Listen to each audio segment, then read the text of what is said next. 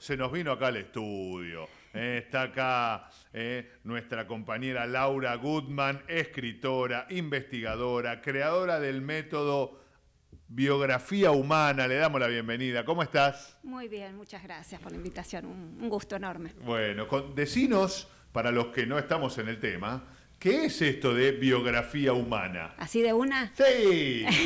Bueno, voy a hacer entonces un poquito de historia. Me gusta. Un poquito de historia.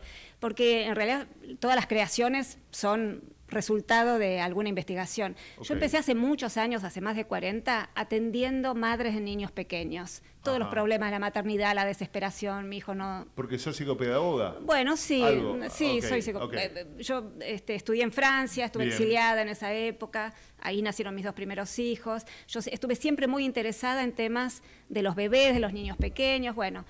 Fui formándome, cuando volví a la Argentina en el año 88, armé lo que en ese momento llamé grupos de crianza. Pensaba que no había internet. ¿Grupos de crianza? Sí, no había internet. Claro, no. Entonces yo abría las puertas de mi casa y venían madres desesperadas, con bebés y niños pequeños. Sí. Y intuitivamente empecé a darme cuenta de lo que pasaba. No solamente lo que le pasaba a los bebés, también lo que le pasaba a las mamás. Y empecé poco a poco a poner palabras a realidades emocionales.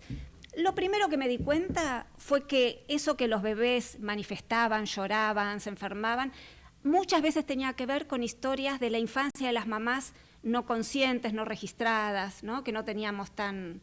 Entonces yo empezaba como a indagar, a preguntar sobre las infancias de las mamás. Bueno, se me fue llenando de gente, primero las mamás, después los papás, y me empecé a dar cuenta que la mayoría de las dificultades que tenemos en la vida tienen que ver con nuestras infancias, sobre todo con experiencias de las cuales no tenemos recuerdos conscientes, o los recuerdos que tenemos no coinciden tanto con las experiencias realmente subjetivas que hemos tenido. Y así me puse a investigar. Empecé una escuela, armé una escuela en esa época, y la escuela me permitía ir conceptualizando lo que espontáneamente yo intuía que iba pasando. Después pasaron muchos años, después escribí... O sea que hay cosas en nuestra infancia que no nos acordamos y nos va marcando como esa huella dactilar que queda ahí. Casi ¿no? Todo te diría, ¿no? Algunas casi cosas. Todo. Casi como un callito, ¿no? Que queda ahí. Digo un callito por lo malo, pero lo bueno también queda marcado. Lo bueno y lo malo, queda todo. Todo queda, ok. Acá vamos a hacer un paréntesis.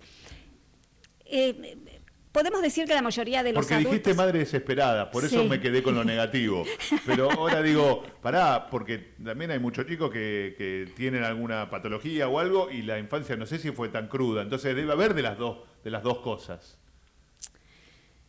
A ver, si hablamos de la primerísima infancia, los 2 primeros años, o sea, la etapa de bebés, es muy difícil para las madres, para cualquier madre. Sí. Alguna tendrá más registro de lo difícil que es y otra tendrá menos registro. Depende cuán conectada, cuán fusionada, cuán entregada está a las necesidades milimétricas del bebé. ¿Por qué? Porque las criaturas de mamífero humano nacemos muy dependientes, salimos del vientre materno, no podemos ni sostener la cabeza. Nada. Y dependemos milimétricamente de absolutamente todo. Sí. Entonces, dependemos de las capacidades de nuestra mamá, de los recursos emocionales, afectivos, de entrega, de disponibilidad, de paciencia, de sabiduría y de recursos afectivos propios para que esa mamá pueda sentir, percibir y entregar todo, en la medida en que la criatura lo necesita, que es muy distinto. Porque es amamantar también, de 0 a 2 años. O sea, entregar es la todo vida. Es todo, la vida. Todo. Es la vida. Claro. El famoso lo di todo, ¿no? Bueno, sí, todas las mamás damos el máximo de lo que podemos. Jamás encontré una mamá que diga, yo hice lo peor que pude. No, tal cual. Todas hacemos el máximo. Me acuerdo de recibir a una de mis hijas después de amamantar y claro, cuando ya la tenía en brazos, ya mi esposa estaba, no sé si dormida, pero... Muerta, sí. Claro, cambio, juez. Claro. Bueno, en fin, para no entrar en muchos detalles... Ya no me acuerdo lo que te estaba contando, empecé a darme cuenta, que durante nuestras infancias, a la mayoría de nosotros, aunque no lo sepamos, no hemos recibido el caudal de disponibilidad, presencia, vivencia milimétrica de nuestra madre hacia nosotros. Y hemos hecho algo para sobrevivir. Sí. En principio hemos generado ciertos mecanismos de supervivencia. Adaptarnos. Nos adaptamos, básicamente nos adaptamos. Y en nuestra civilización, que es muy adultocéntrica, básicamente los niños se adaptan a los adultos. Yo considero que deberíamos hacer al revés, pero bueno, claro, sería cambiar un paradigma. Qué difícil. Muy difícil. Muy difícil. Y para contestarte la pregunta de qué es la biografía humana, poco no, a pero poco... me gustó todo este comienzo. Ok.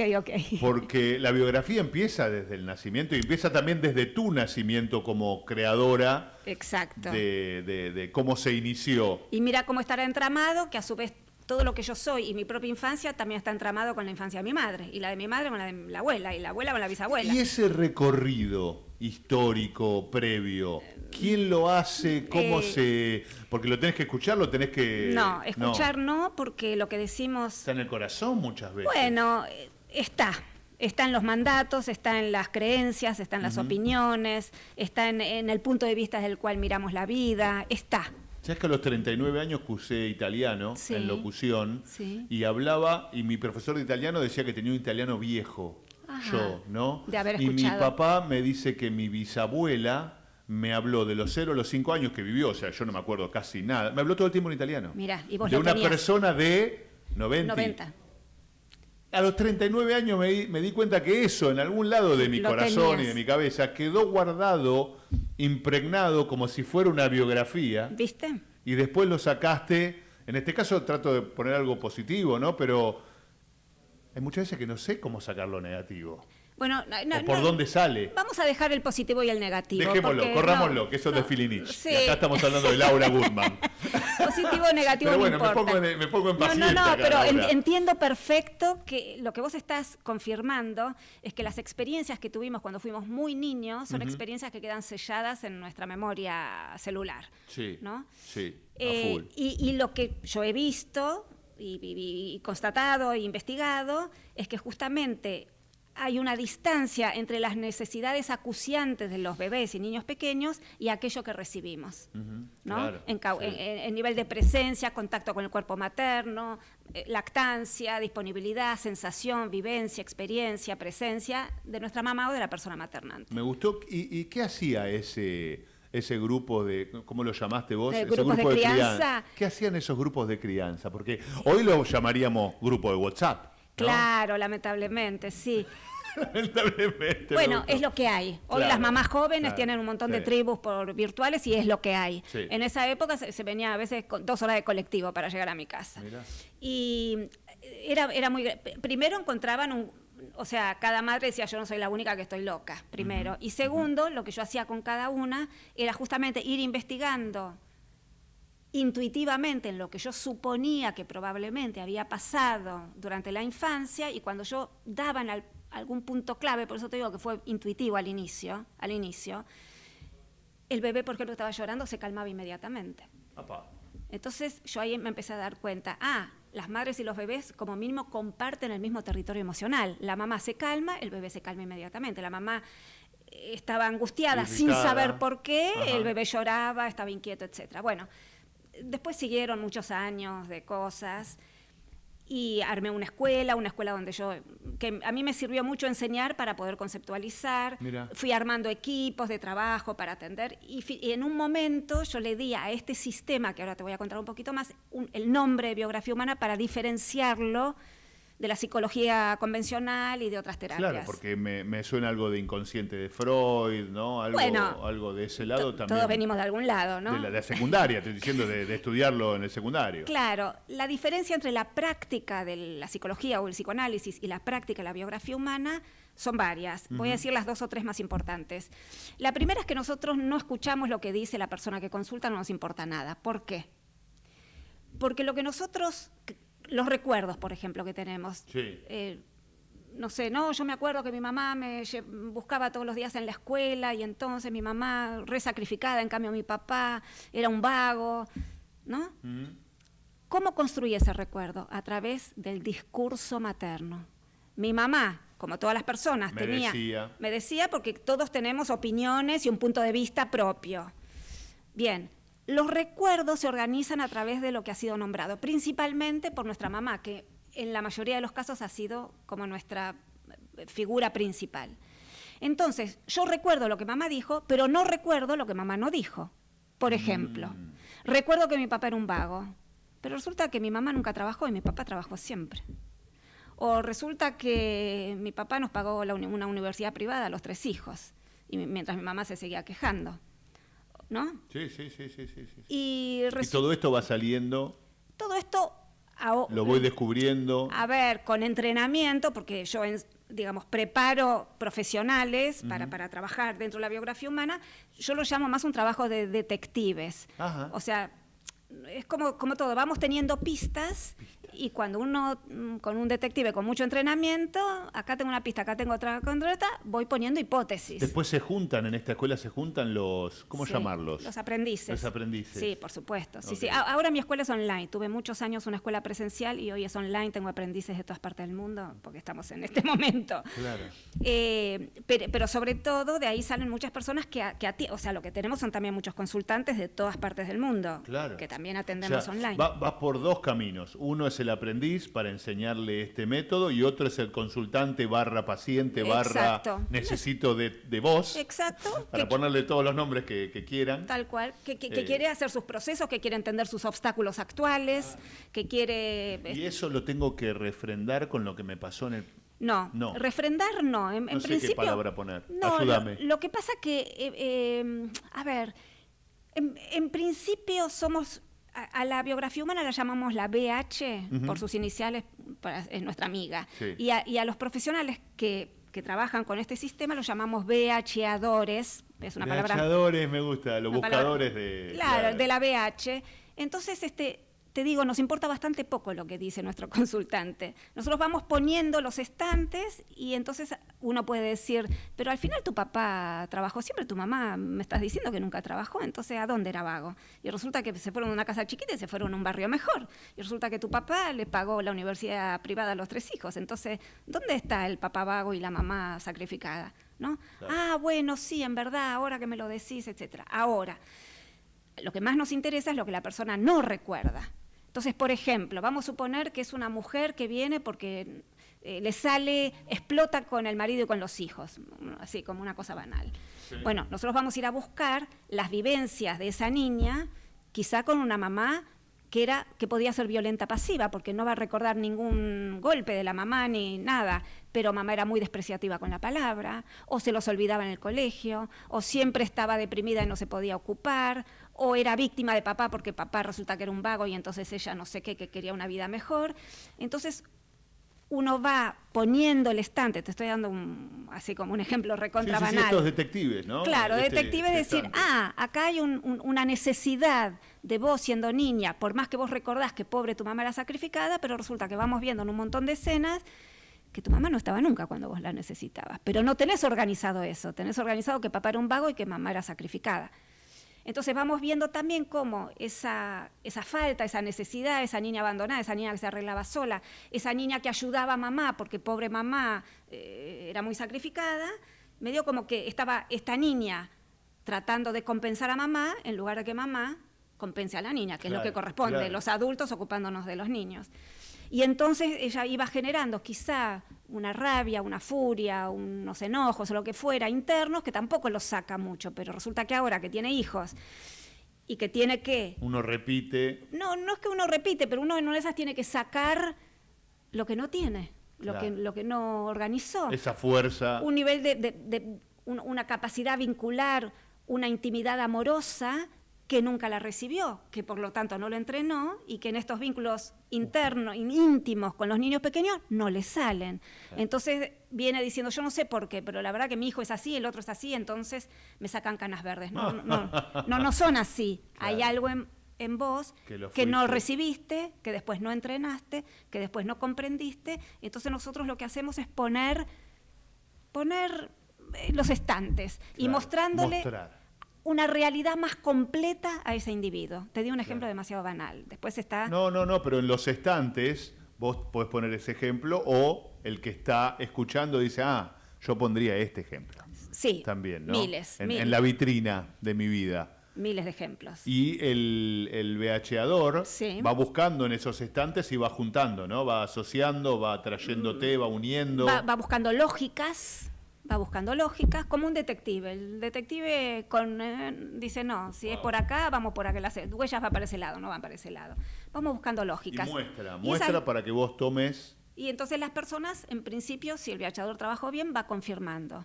Y van cayendo recuerdos. Ahora que me lo decís, me acuerdo que en realidad... Voy a seguir con el mismo ejemplo estúpido. Dale. Mi tía paterna siempre decía que mi mamá se quejaba demasiado y que era una pretenciosa. Y no le dimos bolilla. Ahora que me lo decís. No, los niños tomamos la... Sí, olvídate. Mamá es todo. Entonces, básicamente lo que hacemos es ofrecerle a cada individuo, hombre, mujer, con hijos, sin hijos, joven, viejo, quien sea, el consultante, una mirada más ampliada de su propia totalidad. Y después acompañamos si la persona quiere hacer cambios. Claro. Si quiere, a veces no quiere. Sí, tal cual. Pero en general las personas quieren hacer cambios, ya sea para sí mismos, para vivir mejor, para estar, qué sé yo, para volver a encontrar su vocación, o para revincularse, o para salir de una enfermedad tras otra. La vocación sería un vínculo con uno mismo también, ¿no? Exacto. Poder descubrir qué es lo que tengo atrás. Exactamente. Te lo digo porque tengo 3 profesiones, entonces. A ver, ¿cuáles son? Locutor, periodista y profesor de inglés. Mira, o sea, pero se juntan. Sí. Se juntan. Es verdad, sí, pero es profesor verdad. de inglés, ¿estás ejerciendo a qué? Todo, ¿Niños, todo. adolescentes, jóvenes? De secundaria. Desde el primer año claro. Bueno, ahí tenemos mucho para hablar sobre los adolescentes. Uf. Porque ¿El adolescente también es consultado? No, los adolescentes no atendemos porque todavía dependen de la mamá y el papá. ¿A partir de qué edad empieza VH? Y tienen que tener un poquito de autonomía emocional y económica en lo posible, porque con un adolescente... Hoy cada vez es más alto la edad esa. Es verdad, lamentablemente. Ahora, esos adolescentes, con todos los problemas que ya sabemos, que no hace falta que te los nombre, fueron niños hace 5 minutos. Claro. Niños más necesitados de lo que los adultos tenemos registro. Más necesidad de presencia, de amparo, de ganas de estar ahí, de tener ganas de estar, claro. El estar. Entonces hoy no sabemos por qué los chicos están refugiados en las pantallas, porque entre la soledad y estar con un aparato, y siempre voy a estar con un aparato. Hoy los niños, el problema de las pantallas es con los niños, no con los dispositivos. Claro, y los adolescentes que están a veces como... El padre es el sinónimo de que está todo el tiempo con esto y cuando lo deja para retarlo al nene. Y bueno. ¿Y estabas vos todo el tiempo con esto? Así es. Entonces, con los adolescentes que ahora tienen más fuerza vital, porque un día se fueron a dormir, a la mañana siguiente se levantaron y medían 1,80 m y calzaban 44, ¿no? Porque viste que de repente... ¿no? Los pibes, tengo un niño y de repente, claro, o me va a confrontar, o se va a alcoholizar, o se va a ir de casa, o se va a buscar un novio o una novia que no nos gusta, o se va a juntar con chicos que no nos gusta, pero hasta hace 5 minutos nos estuvo pidiendo presencia, ¿no? Teta en diferentes formas. Exacto, sí, te entendí, por eso dije el término. Fuimos del lado de los consultantes y por el lado de los aprendices, ¿quiénes son los que te van a buscar? Cualquiera, porque para empezar mi escuela no hace falta absolutamente ninguna condición, porque capacidad de... A ver, la inteligencia, somos todos inteligentes. Algunos estamos un poco más cortados de nuestra inteligencia. Ahora se está hablando mucho de la inteligencia emocional también, ¿no? Bueno, eso desde ya. Porque nombraste la inteligencia y venimos hablando de esto, ¿no? De sacar emociones y de traer recuerdos. La única inteligencia que vale la pena es la inteligencia emocional. Wow. De la cual, porque... Qué buena frase además, ¿no? Porque sobre eso reposan todas las demás inteligencias. Construís. Claro. A ver, aprender matemática es una pavada, siempre y cuando estés organizado emocionalmente. Y si no, se hace muy difícil. Muy difícil. ¿Qué te parece? Y ese no fue un ejemplo pavote. No, ese no fue un ejemplo pavote. Te estás luciendo, muy bien. Me gusta. A ver, te estaba contando, aprendiz es el que quiera en cualquier parte del mundo, porque cualquiera... Primero hay muchas personas que hacen su VH y se sienten tan fascinados en pocos encuentros. Empiezan siendo consultantes y pasan a ser... Y después dicen, a mí me gustaría hacer esto. VHadores. Exactamente, a mí me gustaría aprender aprender esto para otras personas. Y otras personas buscando, qué sé yo, o leen alguno de mis libros, o qué sé yo, o son recomendados. En fin, cualquiera. ¿Por qué? Porque para el corazón humano, ¿qué tengo que tener? Nada, ganas. Sí. ¿Qué formación? ¿Qué tengo que ser? Nada. Sí, nada, un peluquero, un ingeniero, un psicólogo, un maestro, nada, una ama de casa. ¿Y cuál es el camino para vincularme con BHador, como la escuela? ¿Y cuál es el camino para ser consultante? ¿Dónde me tengo que dirigir? Al mismo lugar que es mi institución. ¿Cómo se llama? Laura Gutman. Laura Gutman, listo. Es fácil, Laura Gutman, en Google Laura Gutman me aparece todo. Aparece bien. La web, el Instagram, el YouTube, el Spotify. También pueden buscar Escuela de Biografía Humana. Hay Spotify también. Escuela de Biografía Humana. También hay, o sea, entran por diferentes lugares, pero si no, Laura Gutman, es muy fácil. Tenemos dos webs que están, una se llama Universo Laura Gutman y el otro se llama Laura Gutman. Sí. Y entonces las dos webs están intercomunicadas. Libros un montón veo acá. 14 libros. Claro, con razón. Cuando dijiste libros dije, sí, yo tenía un apartado de tus libros, Puerperios, la maternidad. Y el encuentro con la propia sombra. La biografía humana, mujeres visibles. Madres invisibles. Wow. El poder del discurso materno. ¿Qué nos pasó cuando fuimos niños y qué hicimos con eso? Una civilización niñocéntrica. Crianza. El poder de discurso. Sí. Mi hijo no quiere ir a la escuela y tiene razón. Mi hijo no quiere ir a la escuela y tiene razón. Bueno, y sí, hay muchas veces que sí, que es más lindo quedarse en casa. Y a veces sí, a veces no. Sí, a veces hay escuelas y escuelas. ¿Qué te parece? Hay maestros y maestros, hay paradigmas y paradigmas. Sí. Sobre todo cuando hoy escolarizamos demasiado. Estoy salteando de tema en tema. Yo soy docente, o sea que por mí habla tranquila que me siento interpelado y a mí me gusta. Me gusta mejorar además, o sea que si me dicen cosas para mejorar voy adelante. No. Vengo de un encuentro todo el fin de semana en Campana, una formación docente, una cumbre internacional con profesores de Harvard, que de paso les mando un abrazo, Mark Church y Tina Blight, del Proyecto Cero de Howard Gardner, que hablaron también de inteligencia emocional, por eso cuando vos lo nombraste yo caí. En inglés y con traducción, bueno, algunos no usábamos eso, yo iba a trabajar también, y hablaban de esto, ¿no? De la creación de la inteligencia emocional como la base para, a partir de ahí, crecer, y bueno, son los últimos adelantos en educación, se dan en esa universidad, allá en Harvard, y lo traen a todo el lado del mundo. El problema que la inteligencia emocional o el despliegue emocional debería suceder en casa. A la escuela deberían ir los niños y adolescentes ya organizados emocionalmente, porque no es tarea de la escuela generar estructura emocional en los Laura, niños. que no quede en esto, que nos quedamos charlando. Ay, y que no quede acá, que vuelvas acá al programa. Con gusto. Que la pasamos genial, hablando de los casos reales. lauragutman.com.ar, 14 libros para empezar a leer. Y en la próxima, bueno, profundizar aún más esta biografía humana. Te agradezco por esto. Un placer enorme. Nosotros